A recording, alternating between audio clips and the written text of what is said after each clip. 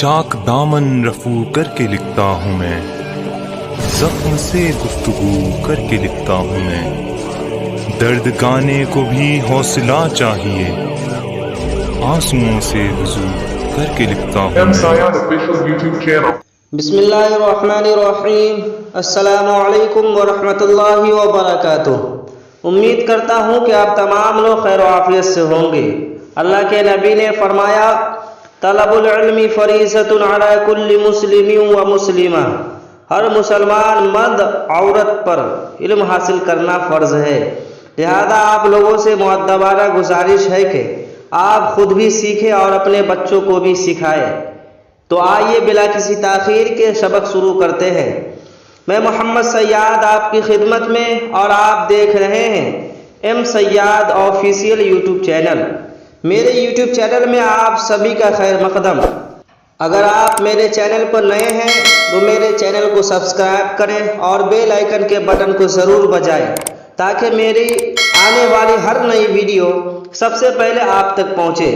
تو چلے سبق شروع کرتے ہیں۔ سبق شروع کرنے سے پہلے کل جو کہا گیا تھا، کل کی ویڈیو میں کامنٹ میں جواب دینے کے سلسلے میں، کل کی ویڈیو میں جن لوگوں نے کامنٹ کیا ہے سب کا جواب صحیح ہے ماشاءاللہ۔ اللہ تبارک و تعالیٰ سے میں دعا گو ہوں کہ اللہ ان کے علم میں، عمل میں خوب ترقی عطا فرمائے اور صحت و عافیت کے ساتھ رکھے۔ کل کا سوال تھا سوال نمبر 24، حضور صلی اللہ علیہ وسلم مدینہ میں کئی برس رہے؟ جواب ہے 10 برس رہے۔ سوال نمبر 25، عبد المطلب کے بعد حضور صلی اللہ علیہ وسلم کا ذمہ دار کون ہوا؟ آپ کا وقت شروع ہوتا ہے اب۔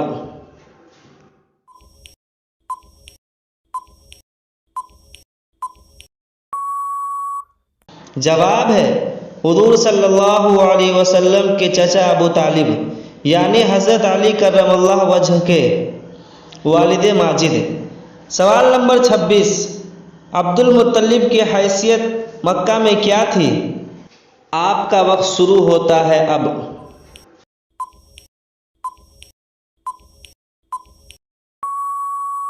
جواب ہے روپیہ پیسہ تو کچھ زیادہ نہ تھا، لیکن مکہ معظمہ کے بڑے سرداروں میں سے بہت بڑے معزز آدمی تھے۔ سوال نمبر 27، رسول اللہ صلی اللہ علیہ وسلم کو امی کیوں کہتے ہیں؟ آپ کا وقت شروع ہوتا ہے اب۔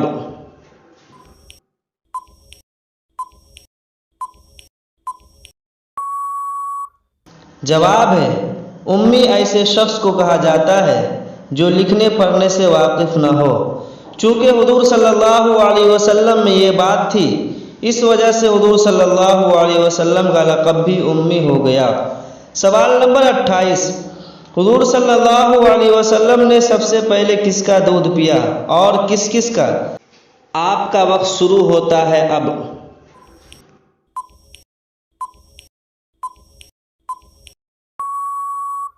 جواب ہے سب سے پہلے حضور صلی اللہ علیہ وسلم کو آپ کی والدہ ماجدہ نے، پھر چند دن بعد ابو لہب کی باندی صوبیہ نے دودھ پلایا، اس کے بعد یہ دولت حلیمہ سعدیہ رضی اللہ عنہا کے حصے میں آئی۔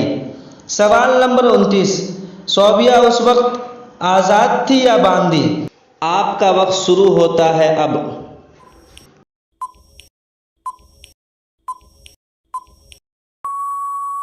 جواب ہے آزاد تھی۔ سوال نمبر 30، حضور صلی اللہ علیہ وسلم کو دوسری عورتوں کا دودھ کیوں پلایا گیا؟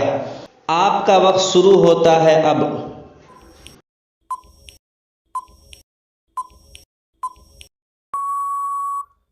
جواب ہے عرب کے بڑے لوگوں کا عام قاعدہ تھا کہ بچوں کو دودھ پلانے کے لیے قرب و جوار کے دیہات میں بھیج دیا کرتے تھے تاکہ جسمانی صحت میں ترقی ہو اور زبان بھی صاف ہو جائے، کیونکہ شہروں کی زبان باہر کے آدمیوں کے ملنے جلنے سے صاف نہیں رہا کرتی۔ سوال نمبر 31، کیا حضور صلی اللہ علیہ وسلم نے نبوت سے پہلے کوئی سفر کیا؟ آپ کا وقت شروع ہوتا ہے اب۔